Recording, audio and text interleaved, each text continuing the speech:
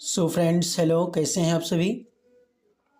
आइए direct indirect के इस पार्ट नंबर 11 की तरफ प्रवेश करते हैं। जैसे कि मैंने आपको पिछले स्लाइड में बताया था कि प्रेजेंट इंडेफिनिट टेंस के अफर्मेटिव और जो है नेगेटिव सेंटेंस के बारे में मैंने आपको बताया था। तो आइए हम प्रेजेंट इंडेफिनिट टेंस के जो है इंट्रोगेटिव सेंटेंसेज के बारे में जानते हैं। पार्ट नंबर 10 में मैंने प्रेजेंट इंडेफिनिट टेंस के असर्टिव सेंटेंस की चर्चा की थी, और अब जो है पार्ट नंबर 11 में प्रेजेंट इंडेफिनिट टेंस के इंट्रोगेटिव सेंटेंसेस जो यस नो टाइप हैं, जिनमें बेसिकली कंजक्शन इफ या वेदर का प्रयोग होता है, इसमें हम यस नो टाइप सेंटेंस को बनाना सीखेंगे। मित्रों, मैंने आपको ये बताया है, भली भांति ये आपको बता दिया है कि यस नो टाइप सेंटेंसेस वो सेंटेंस होते हैं जिनकी इंग्लिश में शुरुआत उस टेंस जिस टेंस में होते हैं उस टेंस की हेल्पिंग वर्ब के से जो है की जाती है।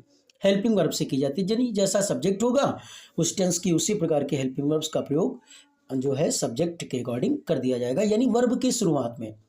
मैंने आपको पिछले स्लाइड में बताया था कि ऐसे वो सारे सेंटेंसेज हिंदी में जिनकी शुरुआत क्या से होती है वो इंग्लिश में जो है हेल्पिंग वर्ब से बनाए जाते हैं।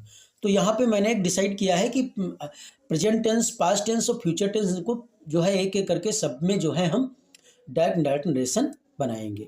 तो प्रेजेंट इंडेफिनिट टेंस के असर्टिव सेंटेंस आपको मैंने पिछले स्लाइड 10 में बता दिया है। अब आइए प्रेजेंट इंडेफिनिट टेंस के ही इंट्रोगेटिव सेंटेंसेस का पार्ट 1 यानी यस नो टाइप सेंटेंस, मतलब इंग्लिश में हेल्पिंग वर्ब से शुरू होने वाले वाक्य और हिंदी में क्या से शुरू होने वाले वाक्य यस नो टाइप सेंटेंसेज कहलाते हैं। तो आइए शुरू करते हैं।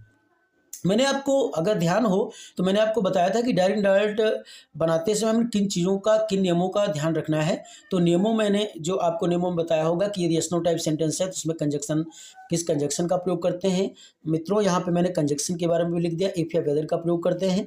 इफ़ का प्रयोग बेसिकली तब किया जाता है जब सेंटेंस इंट्रोगेटिव हो, नॉर्मली हो, और वेदर का प्रयोग तब किया जाता है विशेषकर जब किसी चॉइस की बात की जाए, जब कोई चॉइस बताई जाए तो हम वेदर का प्रयोग करते हैं, है ना।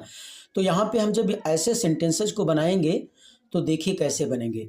मैंने क्या बताया है आपको कि जिस भी टेंस में होंगे पास्ट टेंस के उसी पार्ट में चले जाएंगे इंडायरेक्ट बनाते समय। तो चलिए देखते हैं। यहाँ पे जैसे लिखा है Ram said to me, Ram ने मुझसे कहा डू यू रीड इट, क्या तुम इसे पढ़ते हो। तो यहाँ पर क्या तुम इसे पढ़ते हो ये interrogative yes no type sentence है, प्रेजेंट इंडेफिनिट टेंस है, इसलिए यहाँ पे डू का प्रयोग किया है, सब्जेक्ट यू है इसलिए। तो प्रारंभ में मैंने डू का प्रयोग कर दिया, उसके बाद यू, उसके बाद रीड, उसके बाद इट, ठीक है।